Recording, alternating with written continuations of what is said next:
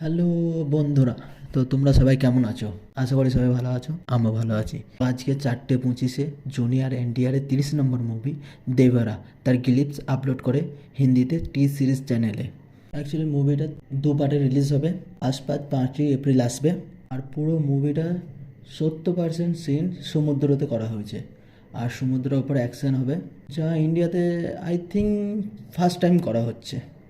স্টোরিটা ঠিক এরকম থাকবে, যতটা গ্লিপস দেখে বোঝা যাচ্ছে যে কিছু লুটেরা, একটা গ্রুপ, যেরকম captain Jack Sparrow, pirates of the Caribbean, ওইটার থেকে একটু ইন্সপায়ার হয়ে স্টোরিটা লেখা হয়েছে, যেটা বোঝা যাচ্ছে।